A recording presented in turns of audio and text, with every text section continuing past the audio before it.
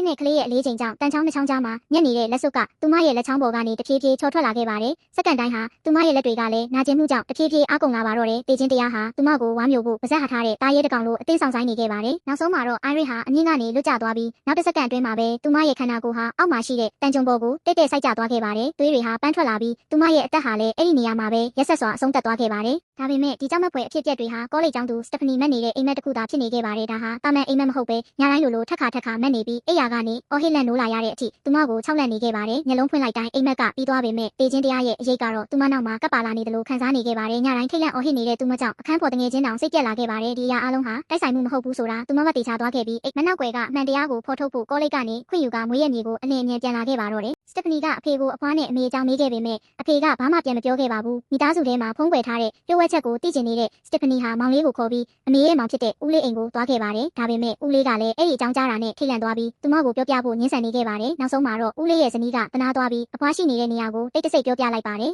။စတက်ဖနီဟာအဲ့ဒီလိပ်စာအတိုင်းသွားလိုက်တဲ့အခါမှာအုပ်ဆိုင်နေတဲ့တစ်ပင်တွေအေးဆက်တဲ့လေတွေဖုံးလွှမ်းထားတဲ့အိမ်ဟောင်းလေးစီကိုရောက်သွားခဲ့ပါတယ်။အစပိုင်းမှာအဖွားကစတက်ဖနီကိုလုံးဝအတွေ့မခံပဲမောင်းထုတ်ခဲ့ပေမဲ့သူမကမြေဖြစ်မှန်းတည်သွားတဲ့အခါတကားကိုဖြည်းဖြည်းချင်းဖွင့်ပေးလိုက်ပါတယ်။စတက်ဖနီကသူမမက်နေတဲ့အိမ်မက်တွေအကြောင်းပြောပြလိုက်တဲ့အခါအဖွားကအဲ့ဒီအိမ်မက်တွေဟာကြိုတင်နမိတ်တွေဖြစ်ကြောင်းဖွင့်ပြောခဲ့ပါတယ်။ဒါအပြင်အိမ်မက်ထဲကအိုင်ရစ်ဆိုတဲ့မိန်းကလေးဟာလည်းသူမကိုယ်တိုင်ပဲဖြစ်နေခဲ့ပါတယ်။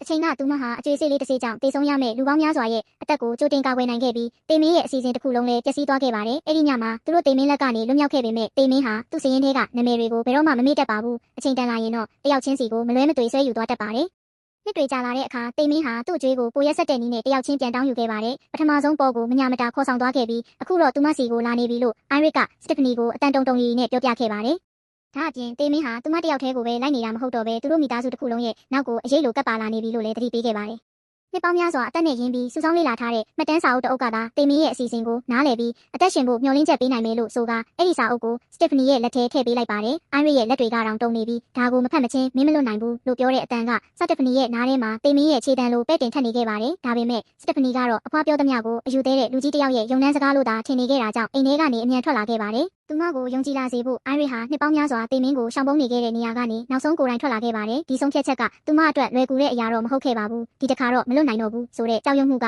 ရင်ဘတ်ကိုတင်းကျပ်စွာဖိနှိပ်နေတဲ့ကြားကအရေးစွန်ပြီးသူမရဲ့ခြေလမ်းတွေစတင်လိုက်တဲ့အချိန်မှာပတ်ဝန်းကျင်တစ်ခုလုံးဟာရုတ်တရက်တိတ်ဆိတ်သွားပြီးအေးဆက်တဲ့လေကကြောရိုးတစ်လျှောက်စိတ်ဝင်လာခဲ့ပါတယ်။အိုင်ရီကအသက်နဲ့ရင်းပြီးတင်းစီထားခဲ့တဲ့စာအုပ်ကိုစတက်ဖနီရဲ့လက်ထဲအတင်းထိုးထည့်ပေးလိုက်ပါတယ်။အဲ့ဒီအခိုက်အတန့်မှာစတက်ဖနီရဲ့လက်တွေတုံရီသွားပြီးသူမရင်ထဲမှာလည်းမယုံကြည်နိုင်မှုစိုးရိမ်မှုနောက်ဆုံးတော့တစ်ခုခုကိုကာကွယ်ရမယ်ဆိုတဲ့ဆုံးဖြတ်ချက်တွေတပြိုင်နက်တည်းလှုပ်ရှားသွားခဲ့ပါတယ်။အိုင်ရီရဲ့မျက်လုံးထဲကအရေးတကြီးတောင်းဆိုနေတဲ့အကြည့်ကိုမြင်လိုက်ရတဲ့စတက်ဖနီဟာကြောက်ရွံ့နေတော့လဲနောက်မဆုတ်တော့ပဲစာအုပ်ကိုတင်းတင်းကြပ်ကြပ်ဆုပ်ကင်လိုက်ပါတယ်။အိုင်ရီရဲ့မျက်နှာပေါ်မှာခဏတာလွတ်မြောက်နိုင်မယ်ဆိုတဲ့မျှော်လင့်ချက်လေးတောင်ပျောက်ကွယ်သွားပြီးသူမကိုတေမင်းလာခေါ်မယ်ဆိုတာကိုတက်တေပြဖို့အားတင်းပြီးရက်လိုက်ပါတယ်။အရာအလုံးဟာစက္ကန့်ပိုင်းအတွင်းပြောင်းလဲသွားခဲ့တယ်။ထွက်ပြေးဖို့ရှောင်ဖို့လည်းမရနိုင်တော့တဲ့တခဏအတွင်းမှာပဲတေမင်းဟာသူ့ရဲ့အစီအစဉ်ကိုအဆုံးသတ်လိုက်ပါတယ်။နှစ်ပေါင်းများစွာရှောင်ပြေးခဲ့တဲ့အိုင်ရီဟာနောက်ဆုံးတော့တေမင်းလက်ကနေမလွတ်မြောက်နိုင်တော့ပဲရက်ဆက်စွာအသက်ဆုံးရှုံးသွားခဲ့ပါတယ်။အဖွားတေဆုံးပြီးနောက်စတက်ဖနီတို့မိသားစုပြန်လည်စုစည်းလာခဲ့ပါတယ်။ဒီနေ့ဦးလေးအိမ်မှာမိသားစုတွေ့ဆုံပွဲလုပ်နေချိန်အကြာကြီးပြောင်းနေခဲ့တဲ့စတက်ဖနီရဲ့အမေလည်းရောက်လာခဲ့ပါတယ်။တစ်ဖက်မှာတော့စတက်ဖနီကအိမ်မှာတယောက်ထဲကျန်ပြီးအဖွားခြံထားခဲ့တဲ့စာအုပ်ကိုလှန်လျှောရှာဖွေလေ့လာနေခဲ့ပါတယ်။အဲ့ဒီအချိန်မှာပဲတေမင်းရဲ့နောက်ထပ်တက်ဖြတ်မှုအစီအစဉ်ကိုကြိုတိလိုက်ရပြီးနောက်ထပ်သားကောင်ဟာသူ့ဦးလေးရဲ့မိသားစုတွေ